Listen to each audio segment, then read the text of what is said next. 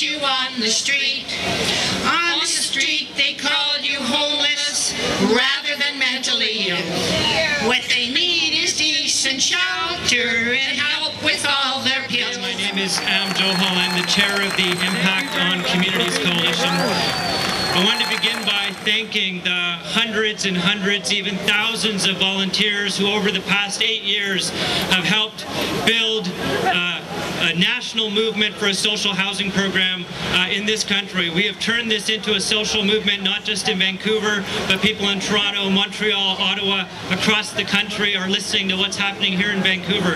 If we can spend $900 million for security for a 2-week party, we can certainly spend $900 million on social housing in this country. I'm going to ask Wendy Peterson, who's been a tireless advocate on housing in this country. Let's hear it for Wendy Peterson.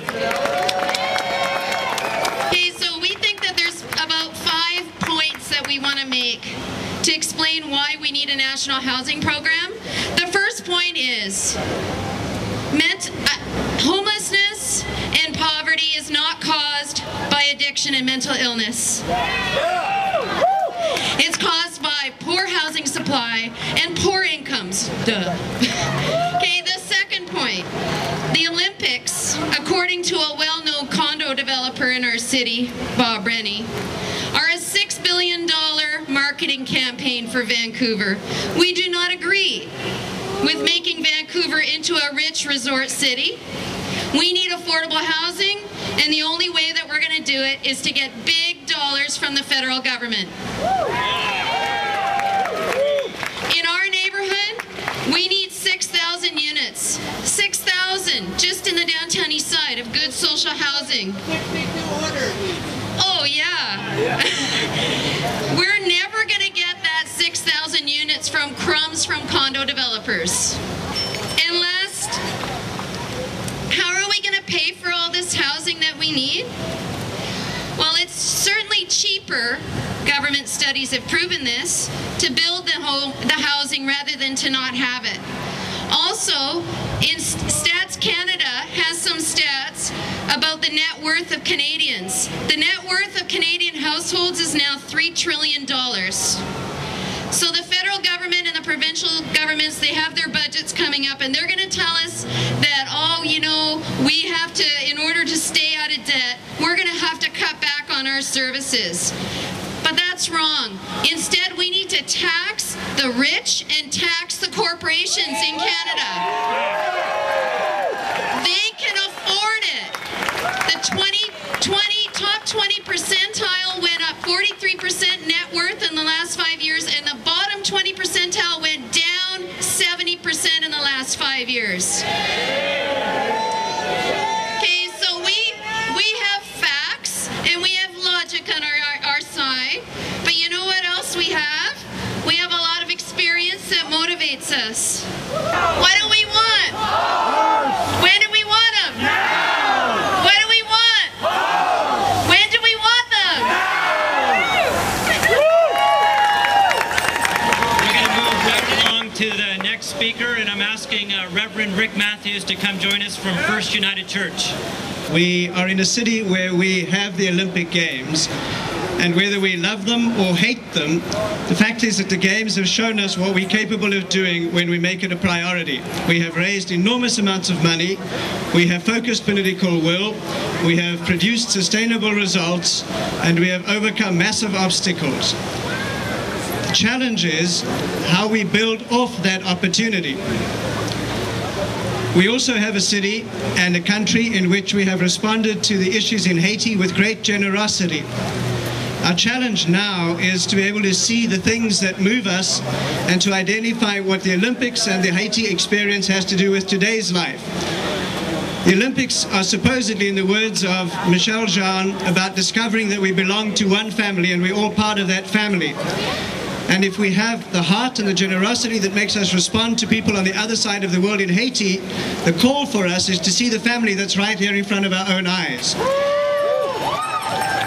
So what we do need is a housing strategy, a national housing strategy that understands that for us to be a family across this country and in this city, we need to have a comprehensive plan for how we live as a family and how we live with one another and how we share the resources that we have in this country. We also need, besides a national housing strategy, we need a local on-the-ground vehicle to produce the results. It's not good enough to wait bit by bit, year by year, to nibble away at something that needs a concerted, immediate action. And so we need a VANOC-like, if you like, organization, one that is accountable and authorized. Authorized to do what needs to be done and empowered to do it, but also accountable to the grassroots communities and to the many who already have plans and strategies and solutions in place that we just need to be able to work with. As we put those two things in place, a national strategy and a local on-the-ground entity to make it happen, we need to remember three things. One, that simply building housing is not enough. It's about homelessness. We need places where people feel at home. It's not about warehousing people, it's about where we feel at home. Secondly, when we have that integrated, comprehensive strategy and plan and execution, we need to understand there's a range of homelessness, from those who, for whatever reason, have been so traumatized, so angry, so distrustful of mainstream society that they don't want to be in a formal, traditional kind of home. We need to understand that for some, a place of refuge, a place where they can come and go, but still can call home, is important. And we need to accommodate that right through the spectrum, through supported and supportive housing, to those who want mainstream middle-class housing that they can afford. The whole spectrum needs to be addressed. Thirdly and finally, we need to understand that that strategy at national level and a vehicle on local level here has to not be an arithmetic sum of parts where we coordinate across silos, but we need to integrate the various disciplines and government bodies that are responsible for things like addressing poverty, alienation, displacement, mental illness, addiction, all of those pieces that together could produce the complexity of what we deal with under the umbrella of homelessness, and to understand where they connect and where they don't connect. But we need to make that part of both the strategy and the local effort. Let me end by saying this. The Olympics have shown us what we're capable of doing. We are one of the wealthiest countries in the world. We are one of the most livable cities in the world. We have the resources when we need them. If an earthquake hit this city in the next few weeks, heaven forbid, we would find the money to address that issue. We have a crisis in front of us. We have the call to be one family. In a family, when people celebrate and are happy, the whole family celebrates. In a family where people are in pain and distress, the whole family suffers and feels together and finds a way to respond. The Olympic Games tell us we have the capability of responding to the things that we regard as important.